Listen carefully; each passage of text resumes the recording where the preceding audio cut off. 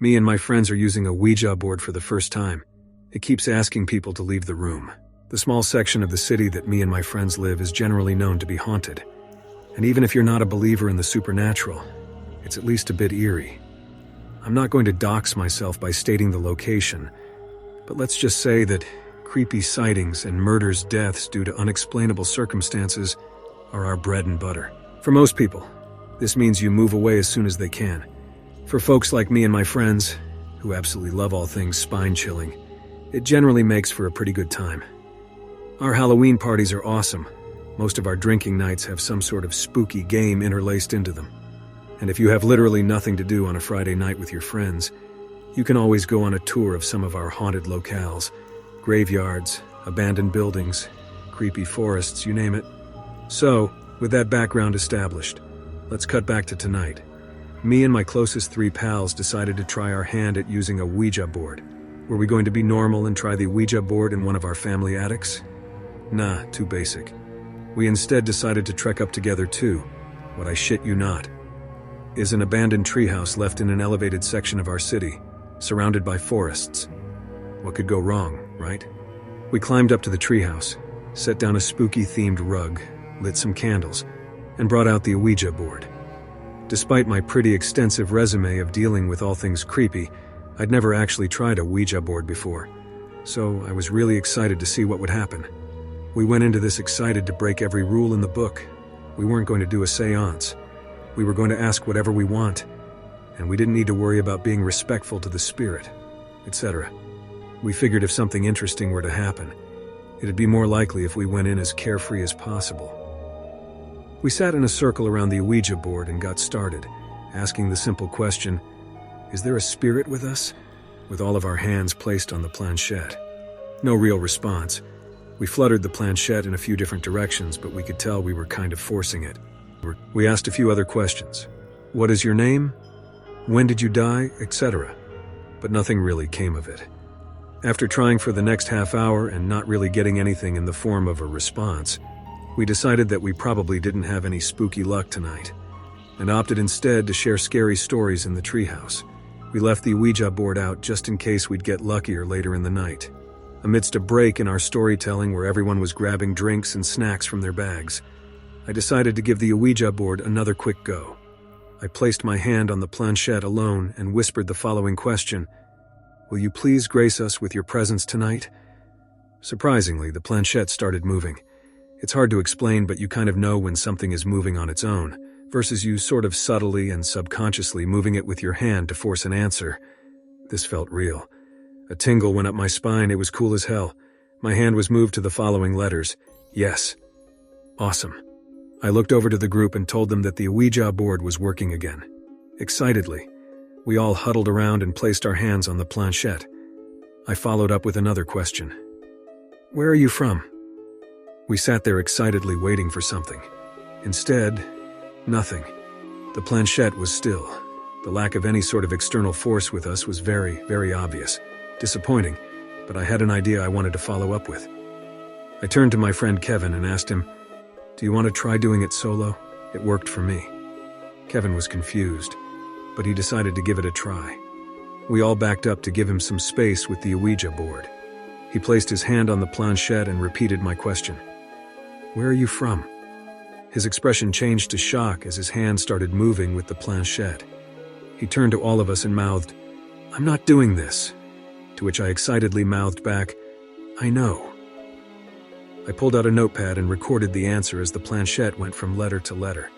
I recorded the following, not important. Love it, a spirit with some sass. I asked Kev to back up for a sec as I approached the Ouija board, prepped for one final solo question. I asked, why are you only responding when it's one of us using the board? Yet again, the planchette moved effortlessly with my hand. It was faster this time, so I said the letters out loud and had another one of my friends, Eleonora, transcribe onto my notepad. The answer was one at a time. Fair enough. I thanked the spirit, my hand still on the planchette. I appreciate your answers, friend. To my surprise, in a strange synergy between me and the spirit, I felt compelled to move the planchette again. It was the fastest it had ever been this time as it covered the following letters. Tell everyone else to leave. My friends looked at me skeptically as I said the letters at a time. "Are you sure you didn't just force that on purpose?" asked Eleonora. I assured her I definitely didn't. That was definitely from the spirit. At this point, this had been the most clearly supernatural phenomena I'd ever experienced in my life, and I was excited to keep it going. My friends, usually unflinching and made of ice, were a little bit thrown. Eleonora and Martin looked ever so slightly spooked, but Kev was willing to go with it. "Might as well see where this goes," Kev said, as he started climbing down from the treehouse.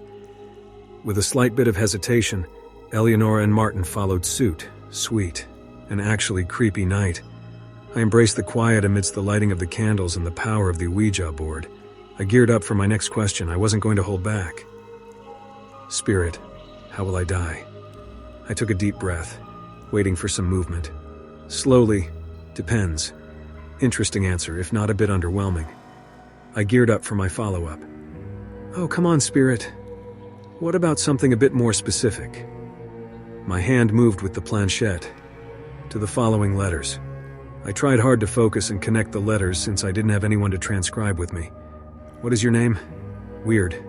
Completely dodged my question and asked me my name. Okay, all-knowing spirit. I assumed you'd already know that. I decided to try tricking it. "My name is Belle."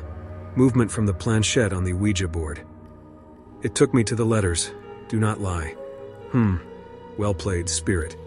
I gave the spirit my actual name, Jennifer, and continued to see the follow-up response. "What is your favorite food?" Honoring the spirit's rules, I opted to tell the truth instead of following up with another lie. Your girl loves donair, and this spirit deserves to know that. The Ouija board's response, correct, before I could take in the affirmation from the spirit. Who is asking who questions here? Spirit. It followed up with yet another question. What is your biggest fear?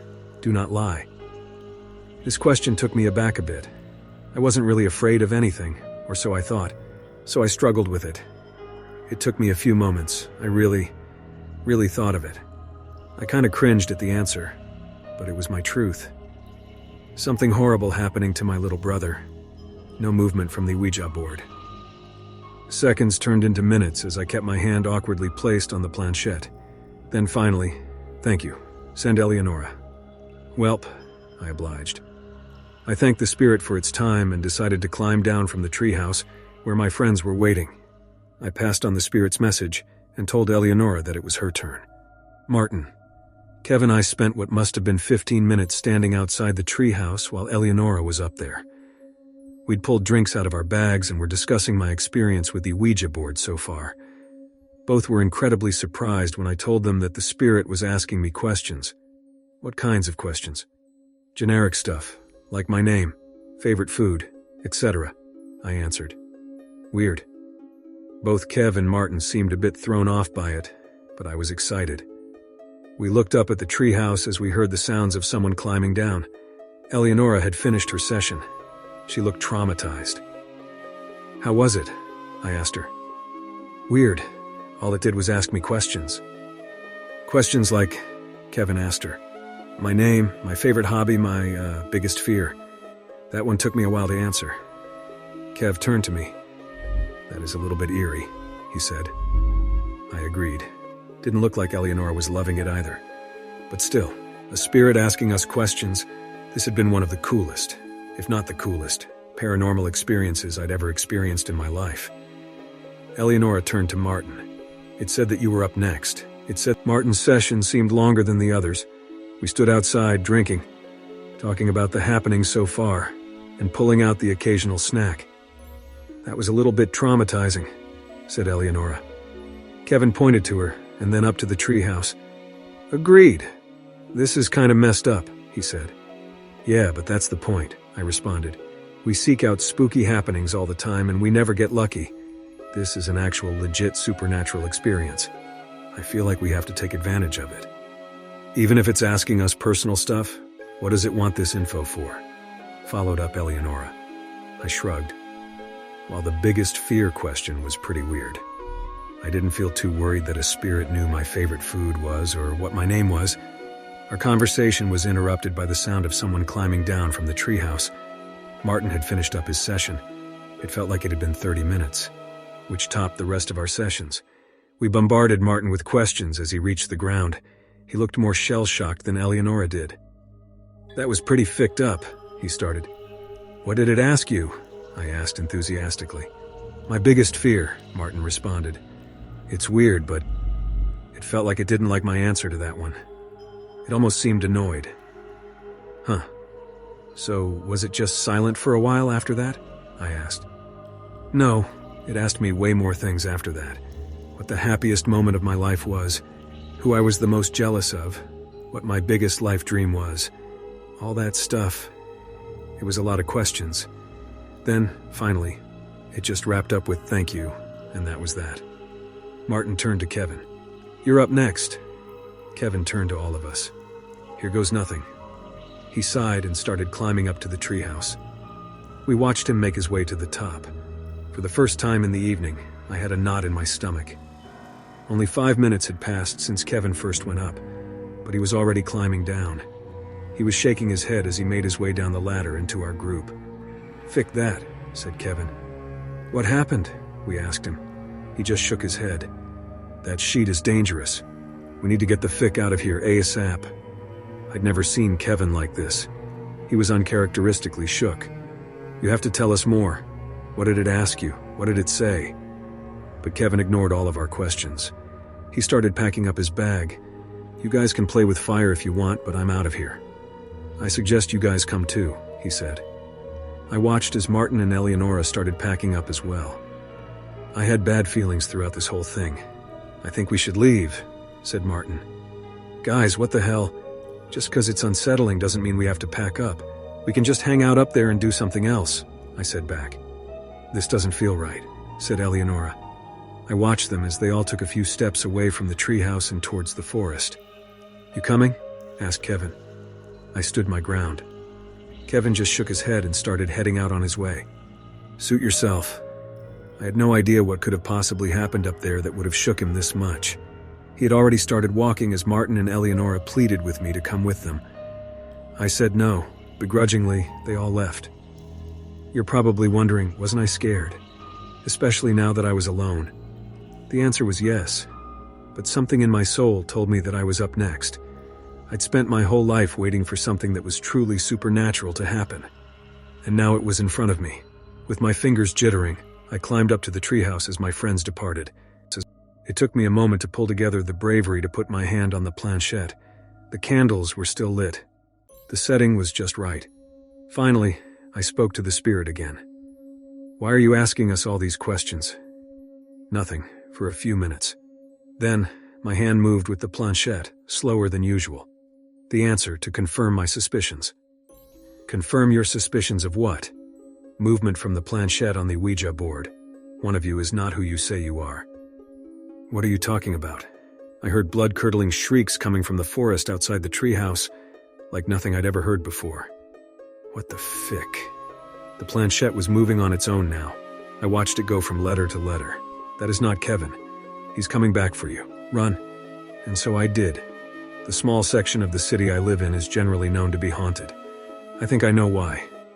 It's time for me to leave.